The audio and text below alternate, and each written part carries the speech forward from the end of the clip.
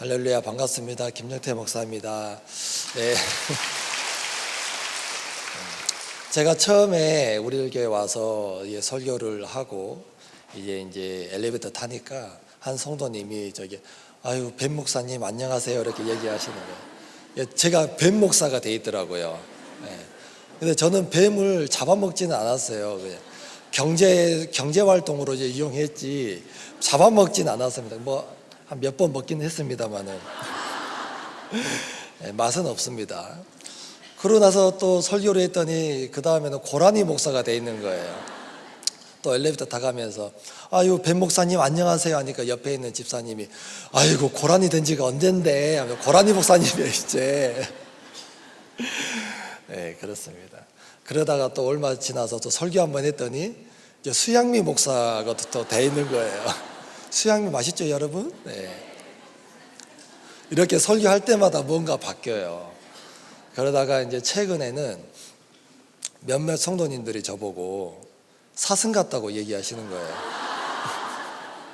한 명이 얘기한 게 아니고 한 4명이서 그렇게 얘기하시더라고요. 사슴 같다고. 물론 그분들은 아픈 분들 아닙니다. 네, 사슴 같다. 이제 좌우지간에 별명이 다 짐승입니다. 예. 나는 언제 사람의 별명을 갖나. 짐승이에요, 짐승. 그래서 오늘 이제 제가 말씀 전하게 됐는데 저도 제가 누군지를 모르겠어요. 뱀인지 고라니인지 사슴인지 뭔지를 모르겠습니다. 좌우지간 저와 함께 오늘 공의를 위한 연합, 하나님의 공의를 위해서는 어떤 연합이 정말 바람직한 연합인지를 함께 은혜를 나누고자 합니다. 첫 번째, 하나님의 공의를 위한 연합은 내 죄를 인정하는 연합입니다. 오늘 그 말씀 사사기 말씀 20장 말씀 보면은 정말 깊은 사사시대의 타락을 보여줍니다. 레위인의 첩이 기브아 사람들 그 불량배를 만나가지고 강간당하고 살해당하고, 그리고 그 레위인은 시신을 12조각으로 쪼개서 각 지파에게 보냅니다. 이 소식을 들은 이스라엘 각 지파들은 정말 큰 충격을 받았죠. 저도 이 본문 보고 충격을 받았습니다. 처음에 이 본문 읽을 때 너무 놀랐어요. 이 거룩한 성경에 이런 게 있나. 정말 충격을 이제 받았는데, 이들이 이 충격적인 소식을 듣고 한 자리에 모였습니다. 어떻게 할지, 어떻게 이 사건을 처리할지 한 자리에 모였어요. 1절 함께 읽겠습니다. 이에 모든 이스라엘 자손이 다네스부터 브레셀바까지와 길라 땅에서 나와서 그 회중이 일제히 미스바에서 요 앞에 모였으니, 여기서 다네서 브레셀바 이 말은 뭐냐면 우리식으로 얘기하자면 파주에서 해남까지, 그리고 길르아 땅이 나오잖아요. 길르아 땅은 요단강 동편, 므낫세 지파, 갓 지파, 르우벤 지파, 갓 지파, 므낫세 반 지파들이 모여 있는 요단강 동편. 그러니까 우리나라의 식으로 얘기하자면 파주에서 해남까지, 그리고 제주도까지 모였다.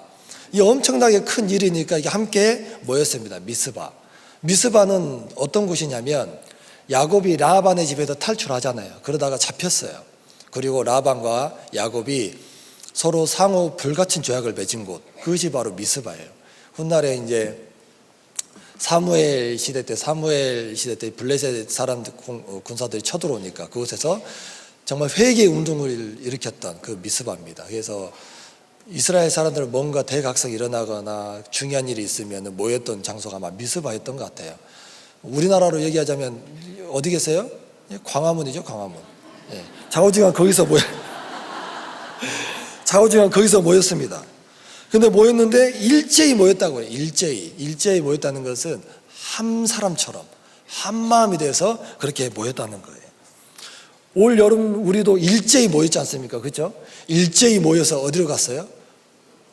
구속사의 말씀이 없는 전라도에 가서 띵크 트립을 하면서 한 영혼을 살려내고 우리의 살아난 간증으로 거시기를 했습니다. 아주 좋은, 일제히 모여가지고 아주 좋은 열매를 맺었어요. 이렇게 이스라엘 사람들이 모였습니다. 그때 당시에는 각자 옳은 대로 자기 소견대로 이제 살아갔던 사람들이지 않습니까? 얼마나 모이기가 힘들었어요. 근데 이 사람들이 이렇게 모였어요. 근데 모인 게 중요한 게 아니고 왜 모였는지가 중요하지 않겠습니까? 바로 기브아의 이제 불량배들, 이 불량배들 죄를 어떻게 치리할 것인지, 어떻게 제거할 것인지, 어떻게 거르고 이어나갈 것인지 이것을 위해 모였습니다. 그런데 다 거기까지였어요.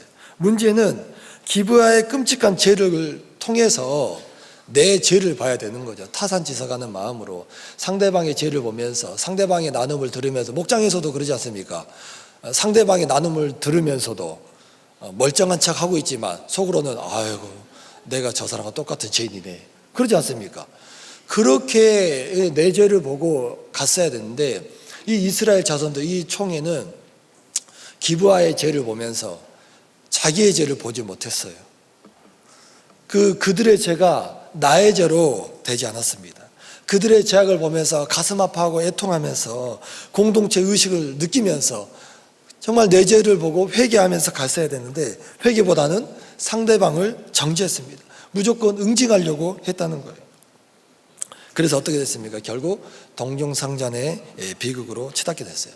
만약 이 일을 통해서 이스라엘 자손들이 자신의 숨은 죄들, 우상 숭배한 죄들, 이런 죄들을 보고 깨달아서 회개했다면은 이 영적 태강성의 회개 운동이 일어나지 않았겠습니까? 그런데 그렇게 되지 않았어요. 그래서 결국 내 죄를 보지 못하면 그 모임은 다른 사람을 정죄하는 모임이 돼버립니다. 내 죄를 보지 못하는 모임은 다른 사람을 정죄하는 모임이 돼버리는 거예요. 가정도 마찬가지예요. 하나님의 말씀을 통해 가정을 행복이 아닌 거룩으로, 기복이 아닌 팔복으로 세워나가야 합니다. 그렇게 하기 위해서는 먼저 내 죄를 보고 회개하면서 가야 돼요. 근데 내 죄를 보지 못하는 가정이면 그런 가정은 정죄의 가정, 정죄의 연합이 돼버려요. 내 배우자를 죽이고 내 자녀를 죽이는 그런 정죄의 가정이 되어버립니다. 그래서 내 죄를 볼 줄 알고 인정할 줄 아느냐에 따라서 천국의 연합이 되느냐 지옥의 연합이 되느냐 달려 있습니다. 2절 함께 읽겠습니다. 온 백성의 어른 곧 이스라엘 모든 지파의 어른들은 하나님의 백성의 총에 섰고 칼을 빼는 보병은 40만 명이었어요. 40만 명이었어요. 칼을 빼는 자들이. 여기서 이제 어른이라고 표현됐지 않습니까? 이 어른이라는 말은 모퉁이 돌이라는 말이에요. 모퉁이 돌은 건축물의 기초와 지지대가 되는 이 돌이죠. 모퉁이 돌 대신은 누구? 예수님. 그 예수님으로 우리가 제사받고 구원받지 않습니까? 이 모퉁이 돌 되는 그 어른들, 공동체를 붙들고 공동체를 지탱해주고 공동체에게 본을 보이는 그 어른들. 근데 그 어른들이 자기 죄를 보고 다 회개해야 되는데 뭐합니까? 회개의 눈물이 아니라 바로 전쟁 준비를 하는 거예요. 자꾸 상대방의 죄만 보이니까 그들의 모임이 애통의 자리가 아니라 칼을 빼드는 자리가 됐습니다. 어른들이라고 하지만 진정한 어른의 역할은 하지 못했어요. 우리 가정에도 그렇지 않습니까? 이럴 때가 있어요. 내가 어른이라고, 내가 남편이라고, 내가 가장이라고, 내가 엄마라고 해서 무조건 내 말 들어라. 그런데 여러분, 유다가 왜 어른입니까? 크는 나보다 옳도다. 다윗이 왜 어른입니까? 나단 선지자의 그 얘기를 통해서 자기의 죄를 고백했지 않습니까? 그런데 이 본문 속의 어른들은 자기의 죄를 보지 못하고 인정하지 않았어요. 그래서 하나님의 총회가 사람의 총회로 변질됐고 칼을 빼드는 총회로 변했습니다. 그런데 남을 비판하고 판단하고 정죄하게 빼든 칼, 그 칼로 하나님이 나를 심판하신다는 사실을 알아야 합니다. 이스라엘이 기브아를 심판하기 위해서 칼을 빼들었지 않습니까? 근데 하나님은 그 칼로 누구를 또 심판하시고 징계하십니까? 이스라엘을 또 징계하세요. 그래서 이스라엘 자손들은 미스바에서 모인 이유, 하나님께 부르짖고 회개하기 위함이 아니라 연약한 내 동족, 믿음이 없는 내 동족을 처단하기 위해서 그렇게 모였습니다. 작년에 10월 27일 날 우리도 광화문에 모였습니다. 모여서 뭐 했습니까? 인권을 우상으로 삼고 세상의 풍조에 휩쓸려 살아가는 이 세상을 향해 정죄했습니까? 그러지 않았죠. 우리가 그들의 죄를 짊어지고 회개하며 갔어요. 그들을 품지 못하는 우리의 죄를 회개하며 갔습니다. 동성애를 품지 못하는 우리의 죄를 회개하며 갔어요. 동성애는 미워야 돼. 그 사람들은 미워하지 말아야 되는데 그 죄를 회개하면서 갔어요. 이렇게 모임은 똑같이 모였지만은 그 모임의 결과, 모임의 열매는 너무나 다르다는 거예요. 그래서 우리는 정말 다른 사람을 정죄하는 연합이 아니라 내 죄를 인정하고 고백하고 회개하는 그런 연합, 그런 가정이 돼야 될 줄 믿습니다. 적용 질문 드립니다. 나는 간증을 드릴 때 먼저 정죄를 합니까? 아니면 내 죄를 돌아봅니까? 가정에서 자녀와 배우자에게 내 죄를 인정하고 회개에 적용을 하고 있습니까? 내가 일제히 모이는 곳은 세상 모임입니까? 공동체 모임입니까? 하나님의 공의를 위한 연합은 두 번째, 해결이 아닌 해석이 먼저인 연합입니다. 이어서 레위인이 사건의 전말을 이렇게 4절, 5절에 걸쳐서 설명을 이제 합니다. 함께 읽겠습니다. 4절, 5절. 레위 사람 곧 죽임을 당한 여인의 남편이 대답하여 이르되 내가 내 첩과 더불어 베냐민에 속한 기브아에 유수가러 갔더니 기브아 사람들이 나를 치으러 일어나서 밤에 내가 묵고 있던 집을 에워싸고 나를 죽이려 하고 내 첩을 역부여 그를 죽게 한지라. 레위인은 이렇게 자신이 겪은 일을 자세하게 설명합니다. 그런데 가만히 보고 있으면 이상해요. 첩이 원래 집을 떠났던 이유, 원래 레위인은 첩을 두면 안 됩니다. 그런데 자기 죄를 보지 못하죠.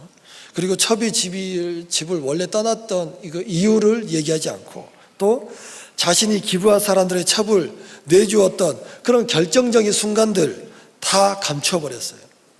그리고 자신은 그저 억울한 피해자라고만 외칩니다. 그리고 사건을 왜곡하기까지 해요. 기브아 사람들이 이 레위 사람을 죽이려고 하지 않았어요. 그런데 죽이려고 했다고 말을 바꿔버립니다. 결국은 이 자기가 살려고 첩을 내줬지 않습니까? 첩을 내줬는데 자기의 죄는 철저히 감추고 남을 첩을 내준 책임, 그 책임 철저히 감추고 그 회피하고 억울함만 부각하면서 다른 사람들의 분노를 불러일으킵니다. 이것이 바로 죄인의 해석이에요. 자기 중심적인 해석, 왜곡된 해석, 말씀이 없는 해석은 또 다른 죄를 낳게 됩니다. 이스라엘 회중은 그 해석에 동조했고 정의라는 이름 아래 동족상잔의 전쟁을 벌이게 돼요. 그래서 우리는 이러한 해석 멈춰야 돼요. 여러분, 정말 사람은 믿음의 대상이 아닙니다. 인정하시죠? 네. 옆 사람 보세요. 옆 사람 봐보세요. 하나님의 형상으로 지음받은, 하나님의 형상으로 지음받아서 아주 믿음직스럽잖아요. 네. 옆 사람에게 인사합시다. 저를 믿지 마세요. 네. 믿지 마세요, 여러분. 믿지 마세요. 네. 하나님의 형상이죠, 아주. 근데 믿지 마십시오. 근데 여러분, 우리가 많이 속아봤어요. 다른 사람들한테. 그죠? 많이 속아봤는데 나를 가장 많이 속인 사람이 누굴까요? 나를 가장 많이 속인 사람은 바로 나 자신이에요. 내가 나를 가장 많이 속였어요, 여러분. 누구보다도 못 믿을 사람이 누구예요? 나. 누구보다도 믿지 못할 판단은 뭐예요? 나의 판단, 나의 감정. 우리의 감정은 1시간 단위로 변해요. 어떤 심한 사람은 10분 단위로 변해요. 그렇죠? 울다가 웃다가 막 신방 갔는데 울다가 웃다가 저도 똑같이 울고 웃고 그럽니다. 그런데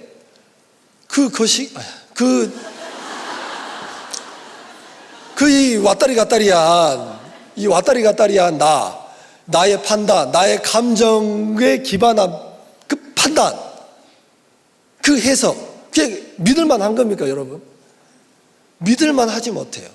그런데 우리는 결정적인 순간에 하나님의 말씀의 판단을 믿는 것이 아니라, 목장 공동체 판단을 믿는 것이 아니라 나의 판단을 믿어버리는 거예요. 여러분, 그래서 해석되지 아니한 그런 판단, 나의 해석을 믿고 가시면 안 됩니다. 우리도 레위인처럼 이렇게 말할 때가 종종 있어요. 내 잘못은 감추고 상대방의 잘못은 크게 부풀립니다. 어디에서요? 목장에서 흔히들 많이 그러잖아요. 그죠? 예. 그리고 남편 얘기 들어보면 말이 또 달라져요. 그죠? 신비롭고 놀라운 우리들의 목장. 예. 그래서 항상 내 차례를 기다리잖아요. 한 번 입이 열리면은 아주 그냥 거시기 합니다. 그래서 가정에서 부부싸움이 일어날 때, 자녀 문제로 다툴 때, 직장 생활에서의 억울한 일을 당할 때, 그때 우리는 뭐라고 얘기해요? 늘 저 사람 때문이다. 저 인간 때문이다. 저 왼수를 내가 안 만났으면, 이런 고백을 많이 하지 않습니까?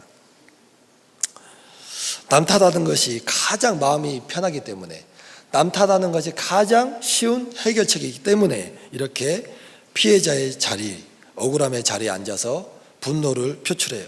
그런데 이렇게 억울할 때, 그때가 바로 하나님의 말씀으로 해석받아야 될 때예요. 그렇게 억울하고 짜증나고 피해의식에 사로잡혀서 막 이불킥 할 때 있잖아요. 막 아이고 내가 그때 이렇게 말을 했어야 되는데 하면서, 아이고 바보 하면서, 아이고 그 집사님 목장에서 이렇게 얘기할 때 내가 이렇게 받아칠 걸. 해보셨죠? 방금 웃으신 사람들은 회개하세요. 그때가 가장 하나의 말씀으로 해석이 필요할 때입니다. 나의 억울함과 피해의식, 이기적인 마음 100% 오르신 하나님의 말씀으로 해석받아야 돼요. 그러면 그 사건은 나를 구원하시는 하나님의 사건으로 바뀝니다. 내 안에 교만, 음란, 이기심이 드러나고 회개와 구원의 사건이 시작이 되는 것입니다. 7절 함께 읽겠습니다. 이스라엘 자손들아 너희가 다 여기 있은즉 너희 의견과 방책을 낼지라니라. 이 양반은 좀 웃기지 않습니까? 일은 지가 다 저질러 놓고 방책을 내라. 시체 12토막 내고, 제가 계산을 해봐서 12토막 내고 어떻게 냈지? 너무 끔찍한 거예요. 레위인인데, 그렇죠? 그래놓고 피해자 코스프레 하면서 자 방책을 내라 이렇게 얘기하는 거예요. 그 자기 첩에 대한 애통과 회개의 눈물은 하나도 없습니다. 그는 하나님의 말씀으로 해석받고 해석을 요구하지 않아요. 하나님의 말씀, 하나님의 뜻으로 해석을 묻지 않습니다. 하나님의 뜻을 구하지 않아요. 그저 당장 해결책만을 요구합니다. 방책을 내라. 목자님 어떻게 해요? 방책을 내세요. 초님 어떻게 해요? 방책을 내세요. 아이고 그 목자님은 방책이 용하지 않아. 목장 바꿔주세요. 웃으신 분들 회개하세요.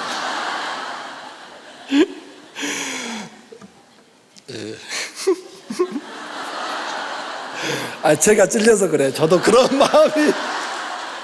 하도 목자님이 저보고 목사님 믿음이 없다고 분노적으로 장애다고 하니까 나 목장 바꾸고 싶다. 우리 함께 손잡고 회개합시다. 이따가.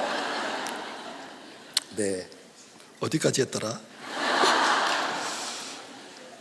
그런데 이 레위 사람이 참 거시기하지만은 좀 짠해요. 뭐가 짠하냐면 정말 큰 사건을 경험했잖아요. 큰 고난을 겪었잖아요. 이거를 하나님의 말씀으로 해석해 줄 어른이 없었던 거예요. 이것이 안타까운 거예요. 분명 이스라엘 지파에 있는 어른들이 있었는데 정작 하나님 말씀으로 해석해 줄 어른은 없어요. 싸워줄 어른은 있었습니다. 칼 빼줄 어른은 있었어요. 근데 하나님 말씀을 해석해 줄 어른이 없었어요. 너무나 이게 짠하고 불쌍하지 않습니까? 그래도 우리는 하나님의 말씀으로 해석해 줄 어른, 이 목자님, 초원님, 평원님 이 계시지 않습니까? 그죠? 그러니까 우리가 얼마나 복된 공동체에 있는지를 이제 알아야 돼요. 해석이 없는 해결은요 언제나 이렇게 파괴적일 수밖에 없습니다. 결국 이 전쟁은 수많은 이스라엘 자손들을 죽는 비극으로 치닫게 되었어요. 오늘 우리의 삶도 마찬가지입니다. 우리는 너무나 빨리 문제 해결을 원합니다. 내 억울함이 풀리기를 원해요.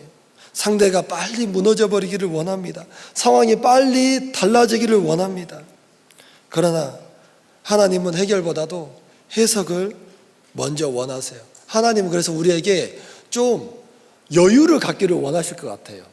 너희가 나를 믿느냐? 그러면 내 말씀 의지하여 좀 여유를 갖고 해석하는 시간을 좀 가져라. 왜 이렇게 급하게 왜 이렇게 급하게 자꾸 보채냐? 이렇게 말씀하실 것 같아요. 저도 그렇게 보채봤습니다. 근데 보챌 수밖에 없어요. 기도응답이 10년째 안 되니까. 기도응답 빨리 해주면 10년째 안 되니까 보챌 수밖에 없죠. 근데 우리가 하나님 말씀을 신뢰한다면은 마음을 급하게 갖지 말고 좀 여유롭게 해결보다는 해석으로 가야 합니다.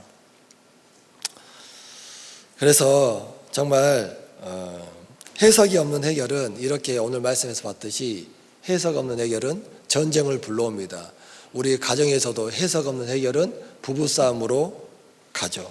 하지만 말씀으로 해석은 바로 우리 가정을 구원시키는 사건이 되는 겁니다. 그래서 혹시 여러분들 중에 지금 억울한 사건이 겪고 있다. 가정에서, 직장에서, 관계 속에서 그 억울함을 말씀으로 잘 해석받기를 바랍니다.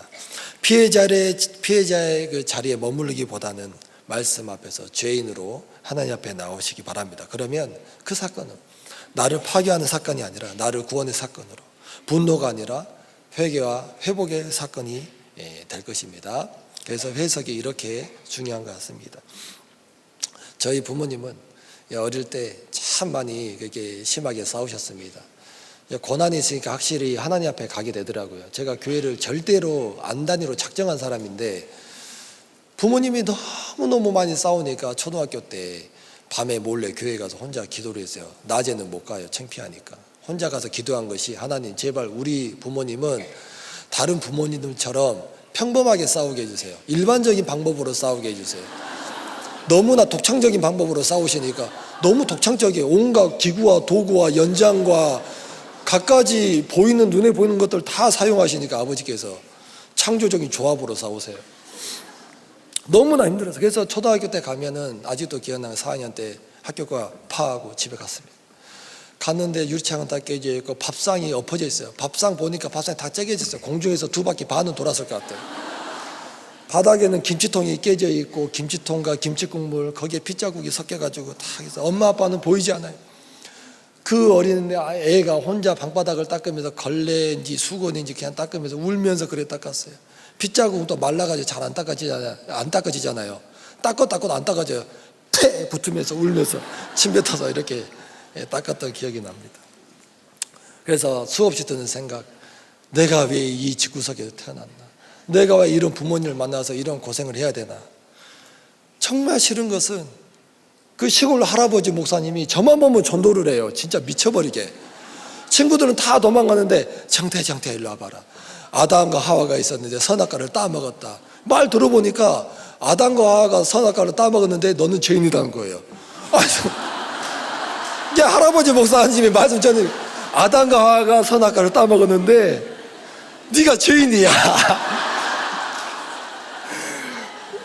나 선악과 안 따먹었는데요. 그래도 너는 죄인이야. 그 할아버지 목사님이 제가 목사대학교 가니까 와, 네가 그렇게 목사가 됐냐 이렇게 얘기를 하시대요. 근데 좌우지간 그 할아버지 목사님 뭘 얘기하고 싶은지 몰랐는데 좌우지간 저는 죄인이래요. 근데 그 하나님이 저를 지었다는 거예요. 하나님께 너무 원망이 돼요. 이렇게 살게 하려고 나를 지으셨습니까? 이런 부모 밑에 살게 하려고 나를 지으셨습니까?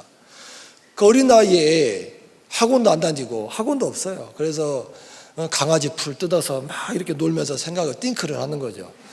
띵크를 강아지 풀 딱 이렇게 올라가고 내려가고 하거든요. 모르시죠? 여러분, 강아지 풀이 뭔지도 몰라요, 여러분. 이렇게 하면 올라갔다 내려갔다 해요, 지가 혼자. 그걸 하면서 올라갔다 내려갔다 하면서 왜 하나님 나를 지으셨을까? 띵크를 해보니까 왜곡된 해석, 피해자 코스프레.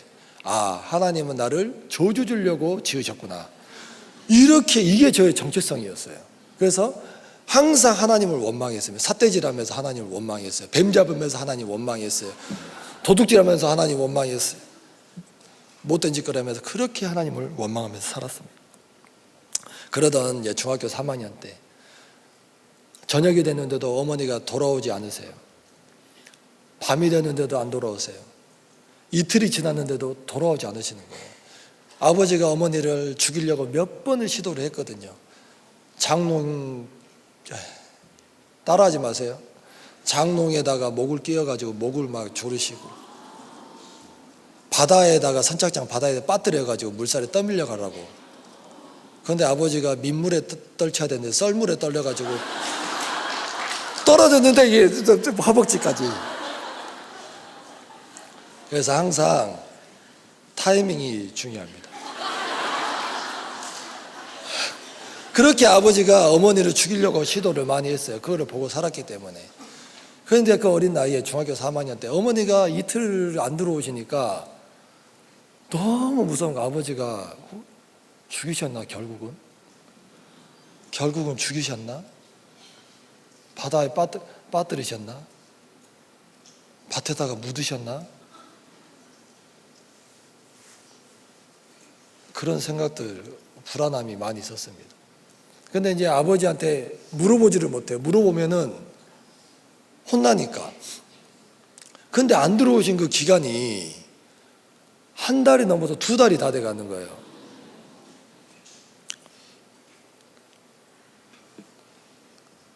그때 이제 아버지는 이제 항상 술 드시고 늦게 들어오시고, 아버지는 여기 라면 한 박스 갖다 놓고 안성탕면. 저는 너구리 좋아하는데 안성탕면. 저는 너구리만 라면입니다. 오동통통. 그 안성탕면만 줘요. 그 2달을 라면만 먹고 그렇게 살았어요. 라면 먹으면 살찐다 그랬잖아요. 2달 동안 드셔보세요. 살 쪽쪽 빠져요. 잘 빠져요. 다이어트 식품입니다. 근데 2달 동안 아버지가, 아니 어머니가 집에 안 들어오시니까, 그때는 전화기도 없고 삐삐도 없고 뭐 아무것도 없잖아요. 제 마음에 확정이 되어버렸어요. 확정 편향. 아버지가 죽이셨구나. 아버지가 어머니를 죽이셨구나. 그럼 나는 어떻게 해야 되지? 형은 광주로 고등학교로 가서 저 혼자 있는 거예요. 나는 어떡하지? 신고를 해야 되나? 신고하면 나도 아버지께서 죽이겠지. 그렇게 불안한 도매 속에 살았어요. 집이 들어오면은 집이 너무나 두려운 장소.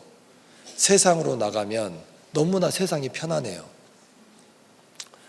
작년 10월 달 우리 광화문에서 모였잖아요. 저는 그때 폐교에서 모였습니다. 친구들이랑. 그 자리가 너무 좋았어요. 그래서 학생들이랑 비행을 즐겼죠. 그런데 이제 그 너무나 불안하니까 집에 어떻게 있겠어요. 그 아빠를, 무서운 아빠를. 언제 나를 죽일지 모르니까. 근데 이제 알고 보니까 아버지가 어머니를 쇠파이프로 때리셔가지고 어깨랑 팔이 부러져서 도망가 계셨더라고요. 이모 집으로. 그걸 이제 알았습니다. 그렇게 제가 이제 유년 시절, 청소년 시절을 보냈는데 얼마나 아버지가 원망이 되겠어요. 빨리 아버지가 돌아가셨으면 좋겠다. 빨리 아버지가 사라졌으면 좋겠다. 이런 원망이 많이 품었습니다. 그러다가 제가 군대를 전역하고 그렇게 원망하던 하나님, 그 하나님이 살아계신지 안 계신지 보러 갔다가 제가 하나님 만나버렸어요. 실수로. 그래서 실수로 만났어요. 그래서 제가 목회자까지 됐어요. 실수로. 제가 목회자가 될 줄 알았다면 전 착하게 살았죠. 지난 날이 반성이 됩니다. 근데 목회자가 되었지만은 또 예수를 믿었지만은 아버지에 대한 원망이 사라지지 않는 거예요. 해석이 안 되니까. 그러다가 이제 신대원을 가려고 이제 원서 써서 합격을 했습니다. 근데 먹고 살기가 너무 힘드니까, 그때 애들 둘이 있었어요. 먹고 살기 너무 힘드니까 아버지한테, 아버지 이제 신대원 그냥 안 가고 일 좀 할라요, 이렇게 말씀을 드렸어요. 예수님의 예자 막 꺼내도 막 쌍욕을 때리려고 했던 아버지, 예수님을 안 믿는 아버지가 잔말 말고 신대원 가 이러는 거예요. 아니 아빠 잠깐만요. 낮에는 일하고 그러면 밤에 야간 신경 가겠습니다. 하니까 아버지가 네 대급박으로 무슨 낮에 일하고 밤에 공부, 네 대급박으로 안 돼. 네 주제 알아야지. 잔말 말고 주간으로 가. 해가지고 때리려고 하니까 주간으로 갔어요. 그러면서 학비는 안 대줘요. 그리고 이제 또 신대원 가서도 너무나 이제 아내랑 싸우면서 너무나 아내랑 살기가 힘들더라고요. 아내가 누나입니다. 누나라서 말을 안 들어요. 말을 고집이. 그런데 이혼하려고 이혼 서류를 썼어요. 그런데 이 아내가 아버지에게 말해버린 거예요. 이 아버지가 갑자기 전화 와가지고 뭐? 네 주제에 이혼? 이렇게 소리 지르면서 야, 없는 집에 가난한 집에 시집 와준 것도 감사한데 네 깎게 뭔데 이혼해. 너 거기 가서 죽인다고 또 평택에서 쫓아오는 거예요. 그래서 저 서울로 도망갔어요. 저는. 그래가지고 평생 자기는 이혼을 외쳤거든요. 엄마한테 이혼하자고. 평생 자기는 이혼을 외쳤으면서 저한테는 이혼하지 말라, 이혼하면 때려 죽인다고. 그 아버지 때문에, 예수 안 믿는 아버지 때문에 제가 이혼 못하고 지금까지 살고 있어요. 아버지가 항상 그렇습니다. 그리고 제가 목사 되면은 제네시스 하나 사준다 이렇게 하면서 제 차 가져가 버리고, 전국 방방곡곡 딱지 수십 개가 날라오고 미쳐버릴 것 같아 아버지. 그렇게 제가 이제 이혼 못하고 살았는데, 그러고 나서 제가 목사 안수를 받고 4개월 뒤에 아버지가 간암 판정받고 말기 판정받고 4개월 뒤에 돌아가셨어요. 돌아가셨는데 이해할 수 없었죠. 근데 우리들께 와서 하나님의 말씀으로 해석이 되니까 좋은 부모 나쁜 부모고 예수 믿게 한 부모가 최고다 이렇게 말씀해 주시고, 또 담임 목사님께서도 저한테 아니 우리 김정태 목사는 좋은 아버지를 만났네 이렇게 말씀하시는 거예요. 아니 나를 죽이려 했던 아버지는 왜 좋은 아빠라 하지. 이해가 안 됐는데요. 아빠가 그렇게 안 밟아줬으면 너가 예수님만 믿었겠니? 하는데 그 인정이 되는 거예요. 그리고 구속사의 말씀 두고 가면서 이게 말씀 해석이 되니까 정말 아버지가 아니었으면 나는 예수님을 믿을 수조차 없는 사람이었구나. 그게 정말 인정이 되는 것입니다. 그러면서 뭐가 해석이 되냐면, 하나님께서 저에게 두 가지의 큰 사명을 주셨는데, 목회자의 사명과 가장이라는 사명이에요. 근데 예수 믿는 저는 목회자의 사명을 내려놓으려고 했고 가장이라는 사명을 내려놓으려고 했어요. 근데 예수 안 믿는 아버지는 목회자의 사명을 있게 해주시고 가장이라는 사명을 이어갈 수 있도록 해주셨어요. 그러고 나서 돌아가셨습니다. 이것이 하나님의 말씀으로 해석이 되니까 정말 아버지께서 나의 구원을 위해 정말 수고를 많이 해주셨구나, 이게 깨달아져서 정말 회개가 됐습니다. 이 사실이 해석이 안 됐다면 아마도 저는 지금도 아버지를 그렇게 원망하면서 살았을 거예요. 근데 이 모든 것이 하나님의 말씀으로 해석이 되니까, 이 모든 것이 하나님의 말씀으로 온전히 해석이 되고 내 죄가 보이니까 이제는 원망의 제목이 감사의 제목이 되었습니다. 이렇게 이제 해석 말씀으로 정말 해결이 아닌 해석의 공동체에 있다 보니까 정말 이해할 수 없었던 이 저의 고난과 아픔의 사건들이 해석이 되어서 이제는 제가 아버지 없었다면 제가 어떻게 목회를 했겠나 이러기 싶어요. 그래서 해석에 있는 연합, 이 공동체에서 여러분들도 말씀을 믿고 살고 누리기 바랍니다. 적용 질문 드립니다. 나는 사건이 터졌을 때 먼저 내 입장과 억울함만 주장하며 해결하려 들지는 않습니까? 억울한 사건 속에서 하나님이 드러내시는 내 죄는 무엇입니까? 우리 가정은 해결이 먼저인 가정입니까? 해석이 먼저인 가정입니까? 네, 하나님의 공의를 위한 연합은 세 번째, 열심이 아닌 순종의 연합입니다. 레위 사람이 이제 과장된 설명을 듣고 이스라엘 자손들은 억울함과 분노에 휩싸여서 결의를 합니다. 8절에 보면은 한 사람도 자기 장막으로 돌아가지 말자, 싸우자라고 얘기를 해요. 단순히 집에 가지 않겠다는 말이 아닙니다. 한 사람도 빠지지 않고 끝까지 참여하겠다는, 죄를 징계하는 데 참여하겠다는 결의입니다. 겉으로 보면은 정말 거룩한 열심처럼 보여요. 하지만 이들 열심 속에는 뭐가 없습니까? 하나님께 묻는 게 없습니다. 하나님 말씀에 기초한 열심이 아니라 자기의 분노와 억울함에 대한 정죄의식, 피의식에 기초한 열심이라는 거예요. 그래서 그들의 한 조치가 뭐예요? 9절 봅니다. 우리가 이제 기브아 사람에게 이렇게 행하리니 곧 제비를 뽑아서 그들을 치되, 그들의 결정 뭐예요? 그들을 회개케 하고 돌이키게 하는 것이 아니라 치는 것을 결정을 했단 말이에요. 이것이 바로 열심, 하나님의 말씀을 벗어난, 하나님의 말씀보다 앞선 우리의 열심의 결과입니다. 치는 것밖에 할 줄 몰라요. 10절에 보면은 이제 불량자들의 죄를 이제 망령된 일이라고 이렇게 얘기합니다.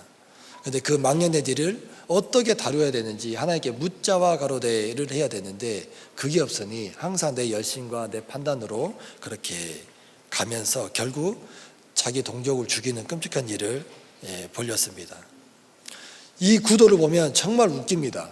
이게 선악의 구도가 아니에요. 이스라엘은 선하고 기브아는 악하고 이 구도가 아니죠. 여러분 보다시피, 그죠? 이거는 악한 자와 더 악한 자와 엄청 악한 자의 구도예요. 그러니까 이 사건의 전말을 보면은 엄청나게 악한 자가 죄를 저질러서 악한 자가 그걸 보고 그 엄청나게 악한 자를 처단하려고 하는데 더 악한 자가 그것을 못하게 막는 거. 그래서 악한 자와 더 악한 자가 전쟁이 일어나는 거. 뭐 이해가 됩니까? 악한 자와 더 악한 자가 엄청나게 악한 자 구도라는 거예요. 근데 자기들 입장에서는 어때요?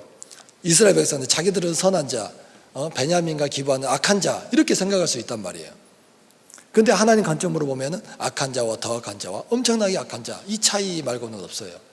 그래서 우리도 가정에서 배우자와 자녀와의 이 갈등을 통해서 보면 나는 선하고 너는 악하다. 나는 잘못 없고 너는 죄를 지은 죄인이다. 이렇게 생각할 수 있지만 하나님 보시기에는 뭐예요? 똑같다. 이스라엘 백성이나 기브아나 베냐민이나 다 똑같다는 거예요.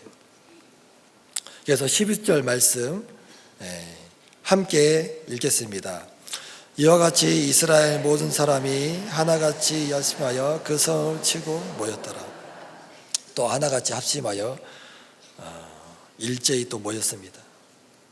너무나 아름다운 연합인 것 같지만 하나님 말씀 안에서 이루어진 연합이 아니라 분노와 맹세로 이루어진 그 연합은 결국 수많은 동족을 죽이고 자신들도 두 번이나 패하게 되는 그런 일을 변했습니다. 그래서 말씀 없는 나의 열심은 다시 칼날이 돼서 나에게 돌아옵니다.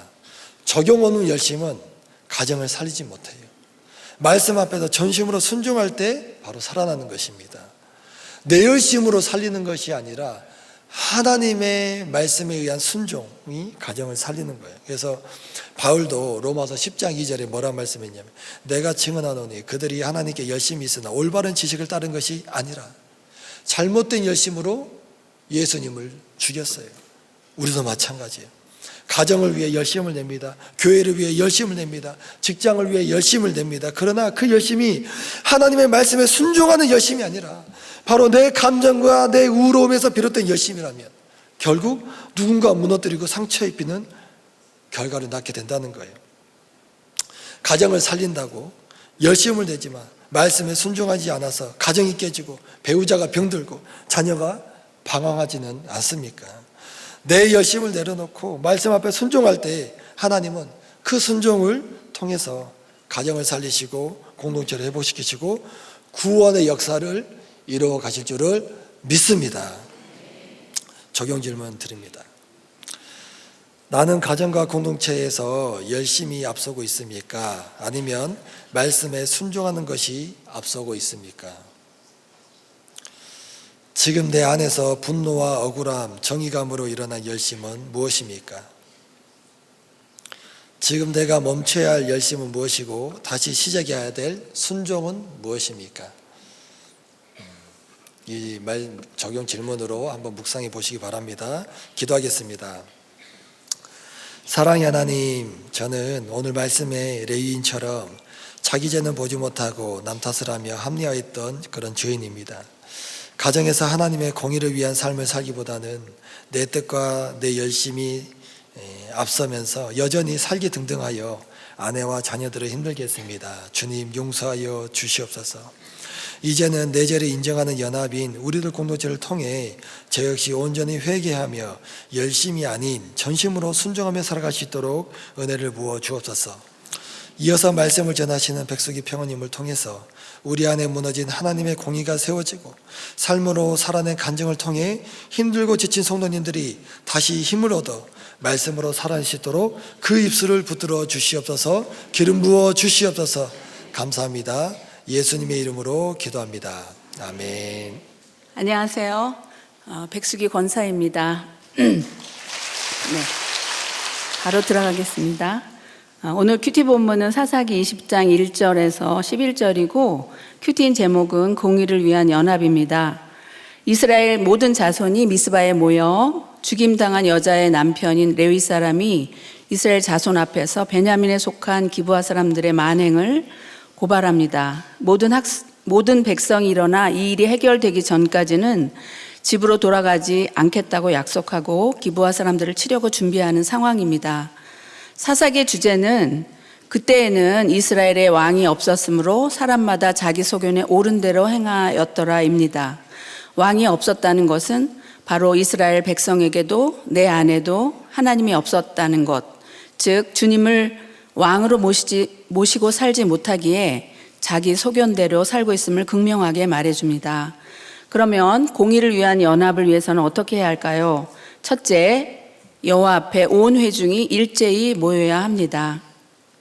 20장 1절에 보면 모든 이스라엘 자손이 단에서부터 브엘세바에까지와 길르앗 땅에서 나와 그 회중이 일제히 미스바에서 여호와 앞에 모였으니 라고 나오는데요. 이스라엘의 총체성을 뜻하는 단에서 브엘세바까지라는 말은 성경에서 이곳에 처음 사용하고 있고 본문에 이스라엘 온 지파라는 말도 2절과 10절에 반복되어 사용하고 있습니다.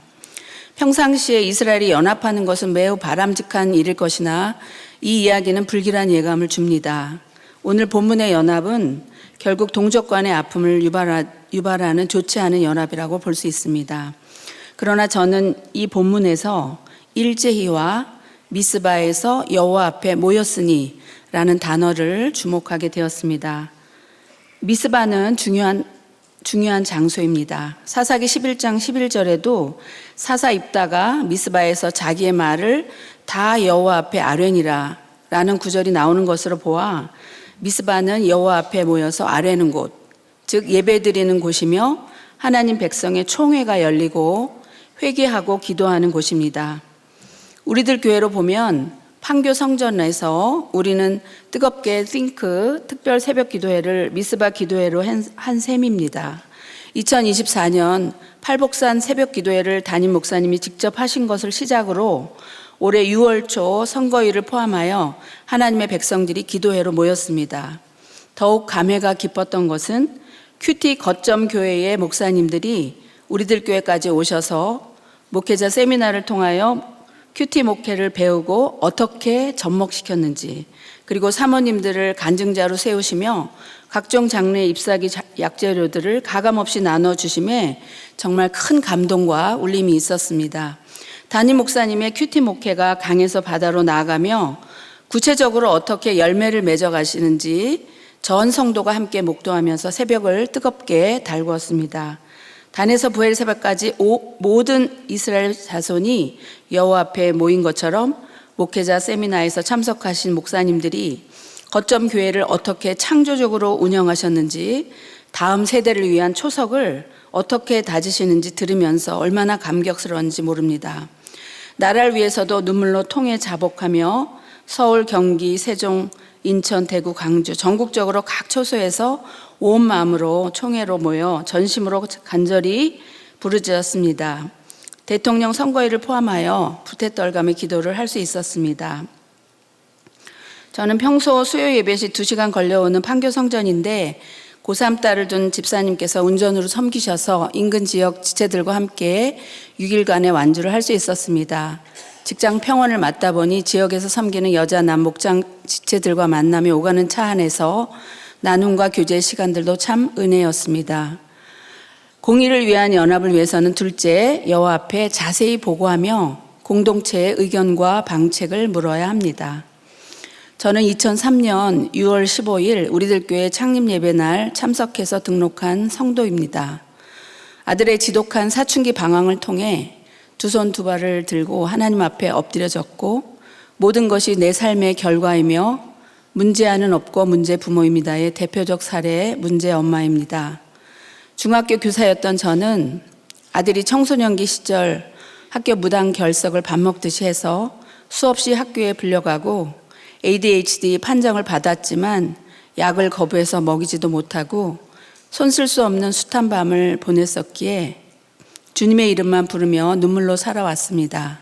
또 아이들 말로 재수없는 선생님의 수업 시간에 신발하며 일어나 나가서 아이들이 박수를 치는 사건에 니네 엄마가 선생님이라는데 얼굴 한번 보자는 선생님의 말씀에 학교 수업을 하다 말고 가서 모든 선생님들 앞에서 무릎을 꿇고 사과하는 일 등 수많은 사건들이 있었지만 그때마다 공동체의 나눔을 올리고 공동체의 중보기도와 격려를 받으며 중고등학교 졸업은 하나님의 기적적인 은혜로 가능했습니다. 심지어 고등학교 2학년 10월에 자퇴하겠다는 청천벽력 같은 말에 다리가 후들거려서 학교를 갈 수 없었을 때가 있었습니다. 하나님, 저에게는 아들의 고졸도 사치입니까? 검정고시도 할 수 없는 아들이잖아요 하며 기가 막혀 울부짖던 날이 기억납니다. 그날 큐티 말씀도 시편 102편 3절인데요. 내 날이 연기같이 소멸하며 내 뼈가 숯같이 탔음이니 내가 음식 먹기도 잊었으므로 내 마음이 풀같이 시들고 말라 버렸사오며 나의 탄식 소리로 말미암아 나의 살이 뼈에 붙었나이다의 말씀이었습니다. 고등학교 2학년 말까지만이라도 다녀달라고 애원해도 그냥 자퇴원서를 낸다고 하는데 선생님께 마지막 인사라도 하고 오라고 아빠와 함께 보내고 저는 도저히 학교 갈 힘이 없어 천근만근 몸을 이끌고 다른 선생님들께 피해 주지는 말자 하며 학교에 갔습니다. 학교에 교복 입고 앉아있는 학생들에게 너희들은 학교 잘 다녀줘서 고맙다고 눈물 짓던 날입니다. 그런데 10시쯤에 남편에게 전화가 와서 아들이 학교 다니기로 했다는 말을 전해 들으면서 하늘을 나를 듯 기뻤던 적이 있었습니다. 하나님께서는 저의 힘이 0.001%가 아니라 0%가 되었을 때 일하신다는 고백을 하게 되었고 이런 저의 시그니처 간증으로 수치를 드러내며 부모학교 강사를 한 지 10기부터 23기까지 왔습니다. 저는 지난 2020년 2월 명퇴하기 전에는 늘 1학기, 2학기 중간고사 기간에 맞춰 강의를 했는데요. 현직 교사가 담임을 맡고 있는데 나오기가 쉽지 않아서 아침 일찍 등교해서 아이들과 눈 마주치고 체크한 다음 교감 선생님께 아들의 간증을 하면서 교회에서 강의를 해야 하니 시험 감독은 다른 날로 몰아서 하고 다른 부장님께 종례를 의뢰했다고 말씀드리고 조퇴를 하며 감당했습니다.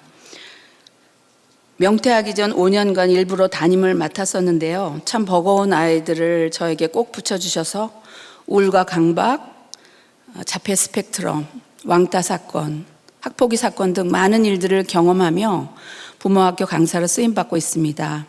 올해는 스텝까지 하니 부모학교에 헌신하며 보이지 않는 곳에서 섬기시고 수고하시는 분들 모두와 하나가 되는 기쁨이 있습니다. 지난 부모학교 기간 중 아버지 학교 때 일어난 일을 오늘 본문처럼 보고 드리겠습니다. 앞에 말씀드린 제 아들은 하나님의 은혜로 대학교도 졸업하고 장성에서 부목사님의 주례로 결혼을 했지만 공동체에 나오지 않고 있습니다. 그래서 제가 온몸으로 예배 회복을 위해 사인을 보내고 기도하다가 마침 손녀를 보러 아들 집에 갔던 날 며느리에게 우리들 교회 부모학교가 있는데 참 유익하다. 유아교육 전문가로부터 AI 미래교육 전문가, 성교육 전문가까지 강사진이 빵빵하고 지역사회 전도를 위해서 지역사회분 포함해서 90여 명이 참석한다고 여러 사례들을 자연스럽게 말해주는데 듣는 느낌이 좋아서 마침 며느리가 복직하기 전이라 아버지 학교에 함께 오는 것이 어떠냐고 물어봤고 좋은 반응을 보였기에 잔뜩 설렘으로 기도 요청을 하면서 기다렸습니다. 외할머니도 너무 좋은 프로그램이라고 좋아하셔서 저는 기대감에 부풀어 있었고 새벽부터 긴장하며 기도하며 있었습니다. 판교 성전에서 기다리는데 출발한다는 소식이 없어서 며느리한테 문자를 보냈습니다. 그런데 며느리의 문자는 어버님 저 운전 못해요 라는 단문이 짧게 왔습니다. 팩트는 이렇습니다. 아들은 그동안 음주운전으로 면허 취소가 되었고 그동안 며느리 혼자서 아기 예방주사며 여기저기를 운전하게 되었습니다. 모범생인 며느리는 자기 아빠에게 없는 아들의 패기가 좋아 보여서 결혼한 것을 후회했을 것이고 아내보다 친구들을 더 좋아한다고 저에게 하소연했으며 육아 우울증으로 많이 힘들어할 즈음이었습니다. 산후조리원에서 나오는 날도 딸 낳아서 축하한다고 친구들이랑 술 먹다가 친구 차를 대신 파킹해 주었는데 그것을 본 식당 손님이 신고를 한 것입니다.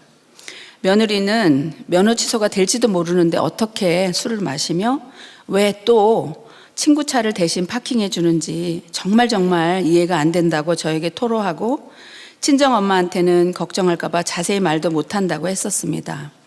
그런데 아버지 학교 전전날 술을 또 먹고 들어온 아들이 이해가 안 되고 얄미워서 저녁에 아기가 잔 뒤에 동네 슈퍼에서 맥주 한 캔을 조리원 친구와 먹은 것 같다고 친정 어머님이 말씀해 주시더라고요. 늘 며느리에게 죄인처럼 살아왔던 저는 약간 황당했지만 빨리 지체들에게 기도 부탁을 하고 아들에게 전화를 해서 유세 떠는 아내 옆에 있지 말고 너 빨리 택시 타고 판교로 와라. 여기 아빠도 있으니 점심도 먹고 하면서 불렀더니 바로 조금 늦었지만 유아교육부터 강의를 다 들었고 아내에게 편지도 쓰고 오후 아기와 놀아주는 실제 프로그램만 못하고 갔습니다. 아들이 택자구나. 저는 엄마를 전도했던 며느리가 예수씨가 있어서 말씀이 잘 들어갈 거라 여겼지만 오히려 아들은 엄마가 늘 자기의 찌질한 나눔을 해서 싫었겠지만 공동체 기도의 빚진 자인 아들을 부르셔서 판교채플 아버지 학교를 듣게 하셨습니다. 그날 스태프들의 위로를 받으며 진행할 수 있었는데 마침 기운 빠져 로비로 내려갔던 남편에게 샌드위치를 주려고 내려갔는데 로비의 세매는 따님 집사님과 아버님을 만났습니다. 어디 찾으세요? 아버지 학교 어디서 하나요? 약간 당황스러운 표정에 예쁜 따님 집사님이 눈에 들어왔습니다. 어머 마침 잘 만났네요. 저 따라오세요 하면서 올라가는 엘리베이터 안에서 안 늦으셨어요. 우리 애도 아직 못 왔어요. 우리 아들은 술 마셔서 면허 취소되었거든요 하는데 아버님의 눈이 반짝였습니다. 술 마시면 안 되지 하면서 따라오시는데 눈짓으로 말하시는 여집사님의 아버님은 알코올 중독자셨고 20년 만에 만난 아버님이 들어가기 싫다고 하시는 중이었다고 합니다. 마침 제가 술 이야기를 하니까 너무 친근하게 느껴져 따라 들어오게 하셨습니다. 그리고 아내에게 편지 쓰는 시간에는 쓸 사람이 없다고 하시기에 저기 뒤에 있는 따님께 편지를 쓰시라고 말씀해 드렸습니다. 그 아버님은 그날은 그 편지를 제출하지도 전달하지 않으셨나 봅니다. 그 다음 날이 부활절 전도 축제였는데 휘문채플 후문으로 내려가는 길에 마침 어떤 초원님이 저희 목원이셨던 분 소식을 물으셔서 말씀드리러 다시 올라가서 말씀드리고 난 후 우연히 옆을 보니 그 아버님과 따님 부부가 계신 겁니다. 그래서 제가 참 아버님 따님께 편지를 드리셨나요? 했더니 아니 쑥스러워 하시면서 가방을 뒤적여 편지를 꺼내 따님에게 건네셨고 그 다음 주 부모학교 시간에 따님이 달려와서 울면서 제게 말했습니다. 아버님 편지에 엄마에 대한 멘트가 있었고 아버지가 엄마에게 미안하다고 적혀 있는 것을 보고 3일 동안 울었다고 합니다. 그 저는 휘문 2층에서 예배를 드리는데 그 아버님을 아래 1층에서 볼 수 있었습니다. 매번 그 자리 앞에서 세 번째 자리에 앉으실 때마다 참 눈물이 났습니다. 인생의 황혼기에라도 주의 성전에서 말씀을 들을 수 있다면 그렇게 말씀이 사모해서 혼자서라도 오실 수 있다는 것은 또 얼마나 기적이고 은혜인가. 따님께 제가 이 이야기를 새벽 설교에 인용해도 되냐고 여쭤보니 좋은 소식이 있어요. 아빠가 세례교육을 받고 있어요. 김양재 담임 목사님께 세례 받을 수 있으면 얼마나 영광이에요 하십니다. 따님 집사님이 부모학교 수료식에 발표하신 간증문 일부를 발췌해서 읽어드립니다. 술 문제로 평생을 싸우시던 부모님을 원망하며 혼란형 애착 형성으로 누구의 질서에도 순종해 본 적이 없는 모습을 회개하니 20년 만에 친아빠를 우리들 공동체로 인도하게 되었고 아버지 학교도 수료하게 되었습니다. 공동체에서 받은 사랑과 은혜가 질서 없던 제가 질서를 깨닫고 아버지를 이해하고 해석하게 해주셨습니다. 친정 아버지는 6남매의 장남으로 열심히 사셨지만 참된 소망이 없었기에 아빠를 유일하게 쉬게 해주는 방법이 술이었다는 것을 알게 되었습니다. 세상이 참 버겁고 두려웠을 텐데 나중에 사춘기 자식들까지 무서워지니 더 술을 의지할 수밖에 없었던 것도 내 말만 잘 들었으면 우리 집은 빌딩도 살 수 있었다는 아빠의 언어도 해석할 수 있었습니다. 아빠가 아버지 학교에서 쓴 편지를 는 제게 큰 감격과 은혜였습니다. 10여 년 전 재혼하여 울산에 사시는 엄마에게 아버지 학교에서 아빠가 쓴 편지를 전할 수 있었습니다. 폭력전과 50회도 넘는 아빠가 비참하게 죽는 걸 보고 싶었는데 왜 이제 와서 갑자기 아버지를 찾아갔냐며 너는 참 특이하다. 진짜 재벌한테 시집간 줄 알았다고 하시는데 부모 학교에서 들은 부모의 언어가 생각나서 잘 들을 수 있었습니다.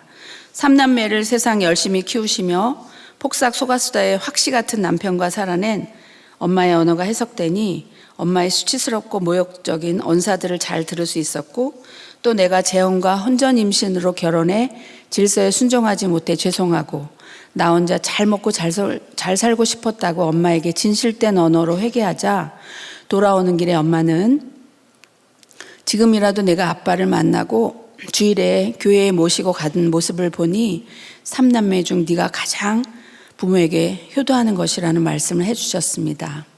엮이는 가정에서 자라 해결할 수 없었던 나의 결핍과 상처를 채우기 위한 목적으로 내가 받아보고 싶어 했던 사랑만을 하며 문제 부모가 되어 기복과 산당 예배로 원망과 자살로 끝났을 인생이었지만 공동체에 붙어 있었기에 좋은 부모, 나쁜 부모 없고 나를 예수 믿게 해준 부모님께 감사드리게 되었고 말씀대로 믿고 살고 누리고의 은혜를 허락해 주신 주님과 공동체에 감사드립니다.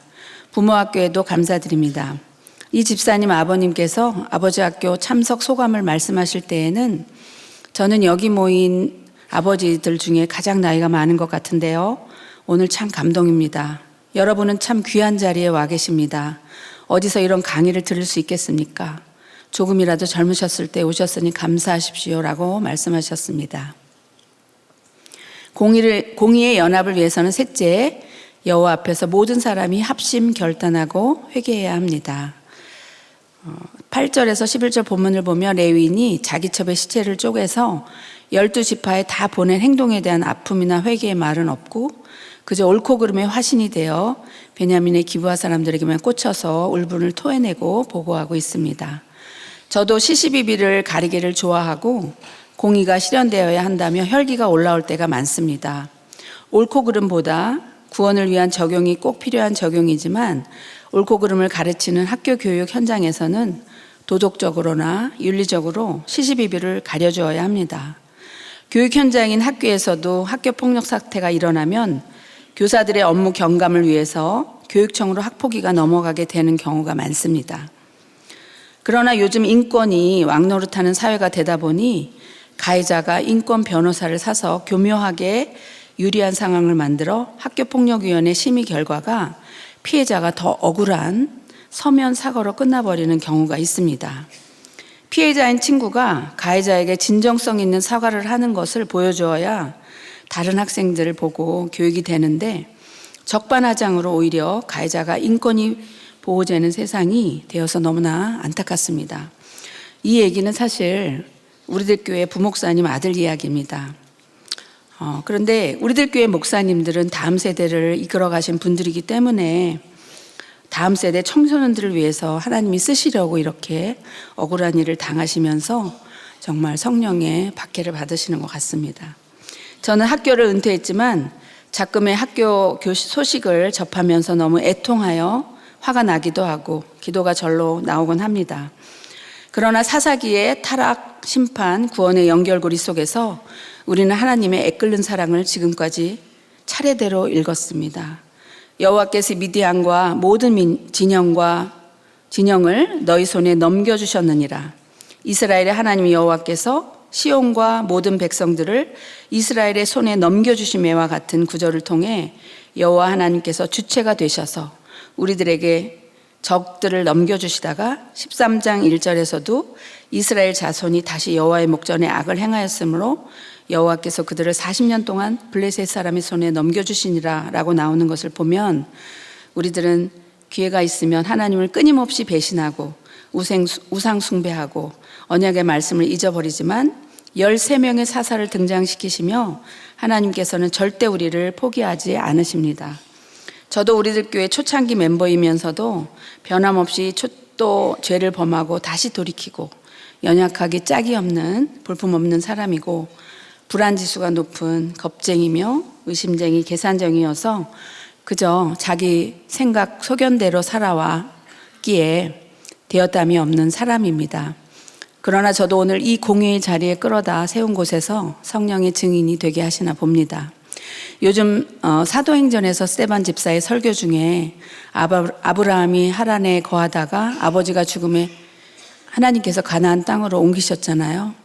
그러나 발붙일 만한 땅도 유업으로 주지 아니하시고 다만 이 땅을 아직 자식도 없는 그와 그의 후손에게 소유로 주신다고 약속하셨으며 그러고도 400년 동안 애굽의 종살이를 통해서 나를 섬기리라고 언약의 말씀을 주십니다. 후손들이 절대치의 400년 종살이를 해야만 괴롭힘을 당해야만 주님을 섬기게 된다고 하시는 말씀을 읽으면서 입이 다무너집니다.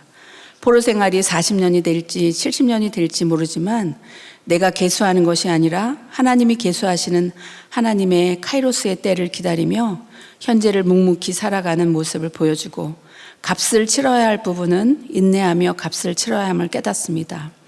그래도 너무 감사한 것은 이 길에 함께 울어주고 함께 화를 내주고 함께 애곡하는 우리 공동체가 있기에 우리는 걸어갈 수 있습니다. 오늘 하루 주어진 말씀을 붙들고 하나님만 신뢰합니다. 오늘 이스라엘 백성들처럼 시체를 토막내는 기막힌 현실과 적반하장의 판결 앞에 억울해서 죽을 것만 같은 우리 힘조차 없는 우리를 향한 끝까지 포기하지 않는 하나님의 끈질긴 사랑에 목이 메입니다. 결국 하나님께서는 우리가 잘못된 결정을 하고 악한 일을 도모하고 자기 소견대로 행할지라도 여호와 앞에 모여서 행하면 하나님께서는 값을 치르게 하시면서도 결국 구원의 길로 인도하십니다. 우리가 싸우고 실수를 하고 언어 폭력을 하고 악한 짓을 해도 여호와 앞에서 모이고 하나님께 아뢰고 보고하고 의논하고 간절히 기도하는 것 외에 길이 없습니다. 그렇게 하면 주님께서 우리를 긍휼히 여기시고 사사를 통해 말씀해 주시거나 개인 큐티를 통해서도 응답해 주시고 세상이 줄 수 없는 평안을 주십니다. 구원이 더디고 멀게 여기지더라도 힘내십시오. 하나님은 절대 우리를 포기하지 않으시고 찾아오십니다. 기도하시겠습니다. 주님, 저는 주님을 왕으로 모시지 못하고 자기 소견대로 행하는 자였습니다. 해달별이 떨어져 주님 앞에 엎드려졌으면서도 아직도 이스라엘 백성처럼 조급하여 기다리지 못하고 빨리빨리 아들 부부도 공동체에 나오고 소녀도 유아세례 받기를 구하며 제가 왕이 되어 행세를 했습니다. 눈물로 애통하며 기도하면서도 되었담이 없는 시간 속에서 사명이 아닌 수치로 여기고 옳고 그름으로 판단하며 모양은 미스바에서 회개하는 듯이 보였지만 내 의로 부르짖었습니다. 나의 한계 상황과 변하지 않는 가족이 나 때문인지 모르고 어깨에 뽕이 들어간 죄인입니다. 용서하여 주시옵소서. 오늘 미스바에 모인 백성들이 여호와 앞에 모였기에 여호와께서 긍휼히 여기시고 끝까지 포기하지 않으시고 구속사를 써내려 가시는 주님을 찬양합니다. 이번 주 토요일 있을 아버지 학교 하반기 모든 양육과 월요 큐티 모임 울림 웬즈데이 워십을 통해 온 교회가 일어나 걷고 뛰는 성령의 역사가 임하게 하옵소서. 김양재 담임 목사님 영육을 강건케 붙들어 주시고 미주 사역을 통해 구속사의 큐티 목회가 뿌리 내리는 가정과 교회가 세워지도록 성령님 시마다 때마다 동행하여 주옵소서. 우리나라를 불쌍히 여기사 경제, 정치, 사회 모든 분야에서 공의가 실현되고 성경적 가치관이 세워지는 나라, 다음 세대를 생각하고 국민을 주목하는 지도자가 세워져 생명 살리는 법이 만들어지고 악법이 제정되지 않도록 여호와 하나님께서 왕이 되셔서 친히 다스려 주옵소서. 예수님의 이름으로 간절히 기도합나이다. 아멘.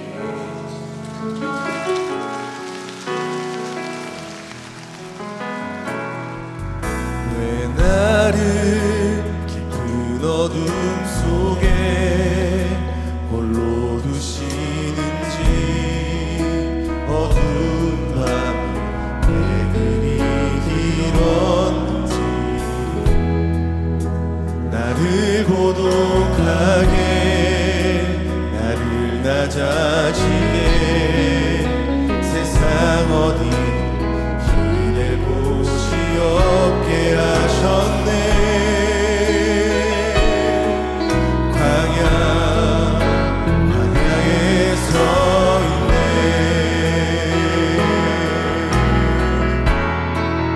주님만 내 도움이 되시고, 주님만 내 도움이 되시고, 주님만 내 빛이 되시는, 주님만 내 친구 되시는 광야. 주님 손 놓고는 단 하루도 살 수 없는 곳, 광야, 광야. 주께서 나를 사용하시며 나를 더 정결케 하시며 나를 택하여 보내신 그곳 광야. 성령이 내 영을 다시 태어나게 하는 곳, 광야, 광야에 서 있네.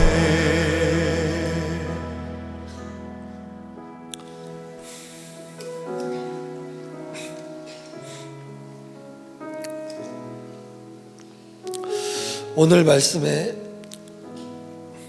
이스라엘 자손들은 기브아 사람들과 베냐민 사람들의 죄를 듣고 분노하면서 온 회중이 모였습니다. 그리고 그들을 심판하기로 결의했습니다. 그러나 그들의 죄가 곧 우리의 죄임을, 나의 죄임을 깊이 통감하고 회개해야 했지만 상대방을 나의 옳고 그름으로만 판단하니 내 죄는 보지 못하고 상대방의 죄만 크게 보였습니다. 우리 삶 가운데서도 구속사의 말씀을 듣고 가지만 정말 상대방의 죄를 더 먼저 볼 때가 있습니다.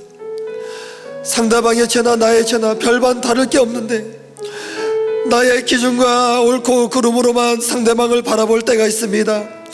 내 죄를 보며 회개하기보다는 상대방 탓을 하며 모든 게 당신 때문이라고 원망하며 탓하고 있지는 않습니까? 지금의 이 상황이 내 삶의 결론이라는 인정보다는 배우자 탓, 자녀 탓, 부모 탓만 하며 이스라엘 자손들처럼 정죄하는 우리의 모습을 보며 회개하며 나아갑시다. 구속사의 말씀을 듣고 가지만 여전히 대응감이 없어서 내 죄보다는 남편의 죄, 아내의 죄, 상대방의 죄가 더 잘 보여 비판하고 판단하고 정죄하는 나를 용서해달라고, 내가 말씀 앞에 철저히 깨어져 내 죄만 보고 나가게 해달라고 이 시간 주님 한번 부르고 기도하겠습니다. 주여, 주님만 내 눈이 되시고, 주님만 내 여전히 상대방의 죄가 더 주님만 내 친구 되시는 광야. 주님 손 놓고는 하루도 살 수 없는 곳, 광야, 광야.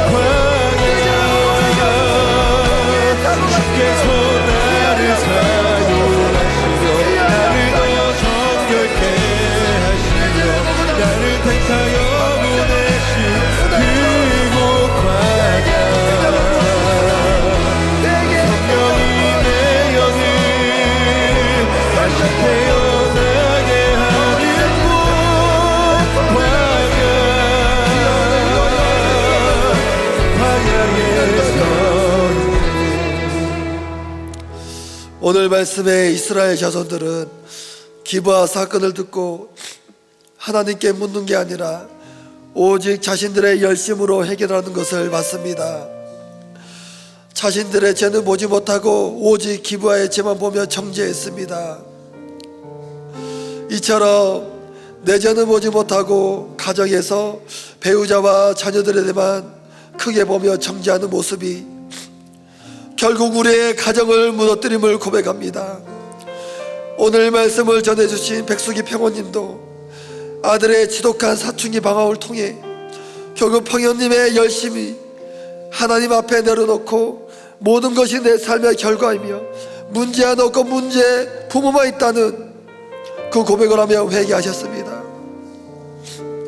권사님처럼 우리도 바로 내가 말씀 앞에서 깨어져야 하는데 말씀보다 내 열심이 앞서 나가며 내 열심으로만 가정을 끌고 가려 하다 보니 가정이 힘들고 사랑과 이해보다는 분노와 판단이 더 많을 때가 있습니다. 주여 용서하여 주시옵소서. 하나님, 내 가정을 향한 나의 집착과 교만을 내려놓고 말씀 앞에 먼저 깨어져 회개하게 하여 주옵소서. 남편이나 아내를 변화시키기라 하기보다는 내가 변하여 낮아지고 죽어지게 하여 주시옵소서. 자녀들을 내 뜻이 아닌 하나님의 말씀으로 양육하게 하여 주시옵소서. 이 시간 우리 가정을 위해 내 죄를 인정하는 연합이 되게 해달라고, 해결이 아닌 해석이 연합이 되게 해달라고, 하나님의 말씀으로 다스려지는 가정이 되게 해달라고 주님 한번 부르고 기도하겠습니다. 주여, 내 삶이 작게만 보여도 선하신 주 나를 그 신을 보내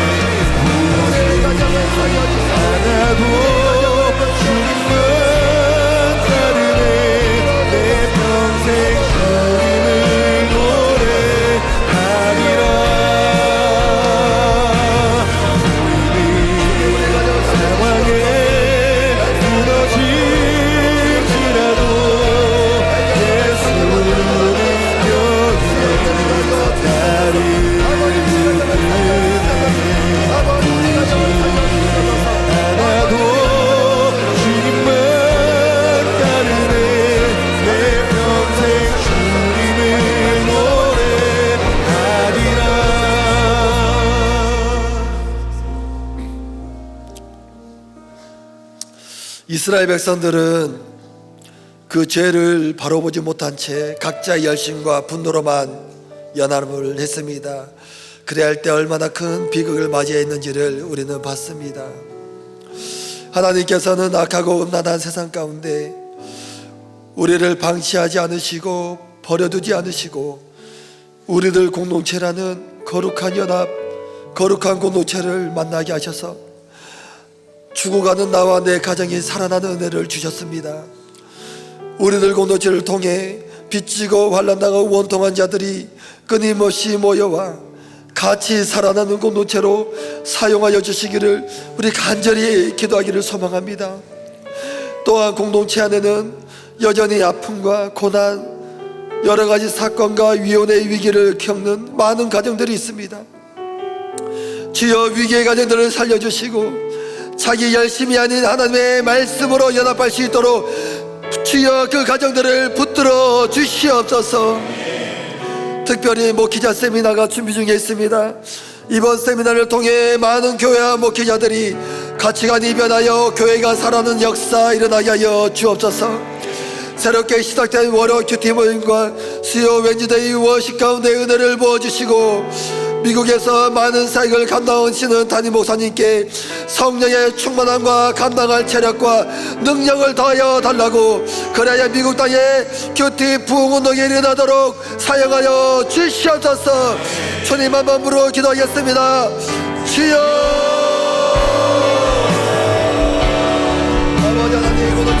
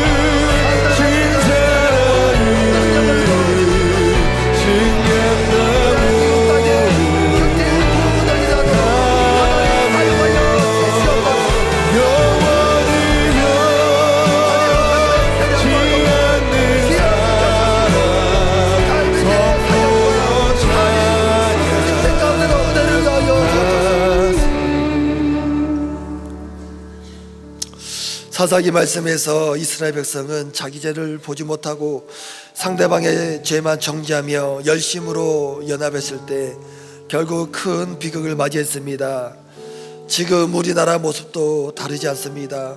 사회와 정치와 세대 속에서 서로 탓하며 분열하고 상대방의 죄만 크게 보고 정죄하는 이 나라를 주님 불쌍히 여겨주시옵소서.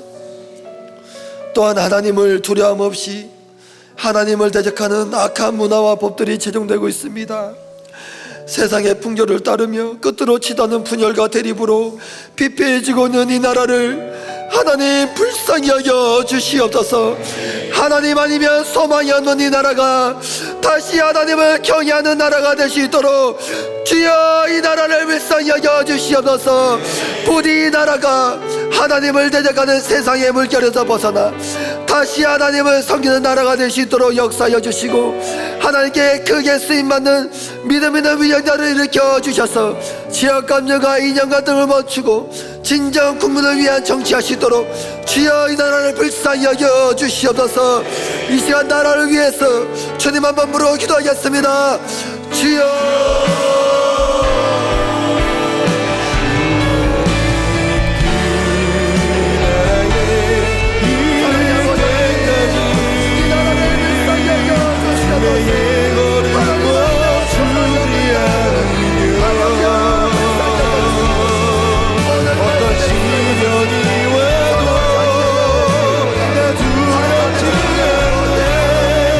주와 함께 걷는 이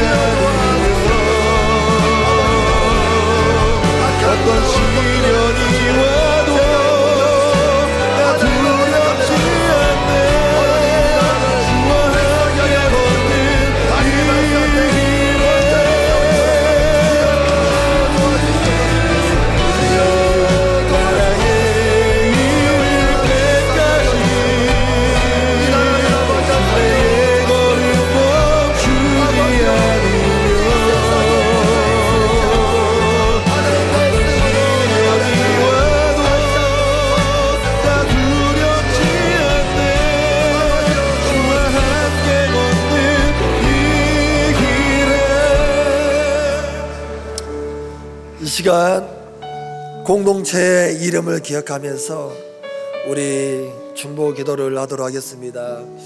화면에 보시면 기도 제목이 있습니다. 박영희 집사님의 아들을 위해서 기도합시다.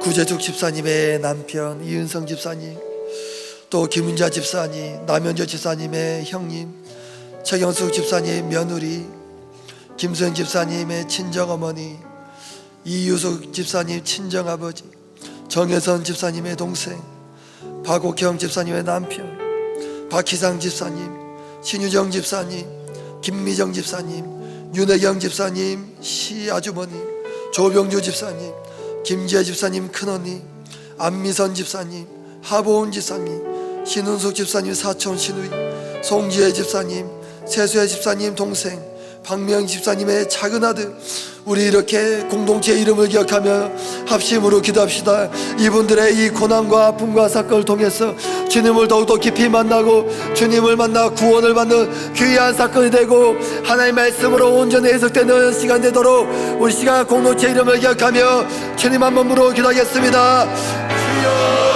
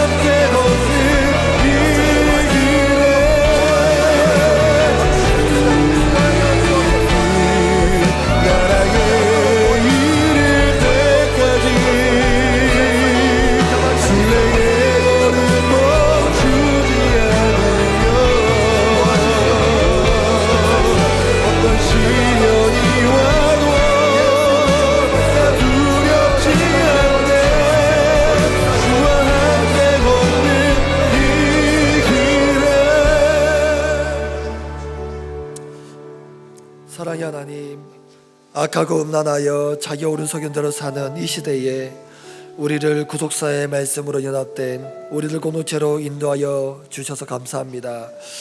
저는 부모님의 불화 속에서 늘 아버지와 어머니를 원망했고 이 모든 것이 하나님 때문이라며 하늘을 향해 사태질했던 죄인이었습니다. 저의 구원을 위한 하나님의 세팅임을 알지 못하고 믿음도 없고 해석도 안 되고 이 일을 해석해 줄 어른도 없으니 그렇게 악독하게 하나님께 불평불만을 토로했던 저의 교만을 용서하여 주시옵소서. 몰라서 그랬습니다. 용서하여 주옵소서. 이런저런 포기하지 않으시고 말씀 있는 공동체로 인도하셔서 인생을 해석받고 새로운 사명을 감당케 하시니 참 감사합니다. 이제는 아내 탓, 자녀 탓만 하는 것이 아니라 저의 죄를 인정하고 회개하며 해결이 아닌 해석을 받고 살아가는 삶이 되게 하여 주시옵소서.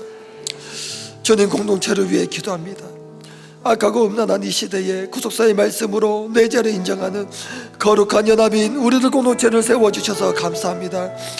해결이 아닌 하나님의 말씀으로 해석받아 살아난 이 가정들이 참 많이 있는데 아직도 공동체 안에는 이혼의 위기와 가정의 불화, 자녀 고난, 남편 고난, 질병 고난, 물질 고난 겪는 가정들이 너무나 많이 있습니다.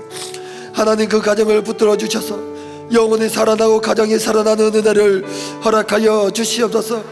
공동체 각종 양육과 특히 월요 큐티 모임, 울림 웬즈데이 워십을 통해 한 마음과 한 뜻이 되게 하시고 더욱더 하나님을 경외하는 공동체가 되게 하여 주시옵소서. 띵교 목회 세미나가 준비 중에 있습니다. 많은 목회자분들과 교회가 참석하도록 발걸음을 인도하여 주시고 세미나를 통해 구속사의 말씀이 강에서 바다로 흘러가도록 사용하여 주시옵소서. 한 영혼의 구원을 위해 늘 눈물과 애통함으로 사역을 감당하시는 우리 담임 목사님을 지켜 보호하여 주셨고, 하시는 사역마다 기름 부어 주시며 선포하는 말씀마다 회개 영이 임하는 은혜를 부어 주시옵소서. 특히 미국 땅에서 구속사의 말씀을 전하고 계시고 오늘 말씀을 전하시는 칼빈대학교와 하는 집회 가운데 기름 부어 주셔서 말씀이 들리는 그 한 사람이 있게 하여 주시옵소서. 하늘의 문을 열어 주시옵소서. 심령의 문을 열어 주시옵소서. 자복 회개하는 영을 부어 주시옵소서. 말씀이 선포하는 가정 가운데 하나님의 영이 충만히 임하게 하여 주시옵소서. 주님이 나라를 위해 기도합니다. 하나님을 경외함 없이 악한 길을 쫓는 이 나라를 불쌍히 여겨주시고 하나님을 대적하는 악한 법과 문화가 근절되도록 가치관의 변화가 일어나게 하여 주시옵소서. 위정자들이 하나님을 두려워하고 경외함으로 법과 제도로 하나님을 섬길 수 있는 은혜를 허락하여 주시옵소서. 이제는 우리 주 예수 그리스도의 은혜와 하나님의 사랑과 성령님의 가망 없는 역사 충만하신 은혜가 이제는 상대방의 죄를 보는 것이 아니라 내 죄를 보며 인정하기로 다짐하는 우리 모든 심령 위에 해결이 아닌 해석이 먼저라고 고백하며 내 죄를 먼저 고백하는 그런 우리 모든 성도님들 위에 열심이 아닌 전심과 순종으로 하나님 앞에 나아가기로 작심하는 우리 모든 성도님과 가정과 교회 위에 이제로부터 영원토록 함께 있을지어다. 아멘.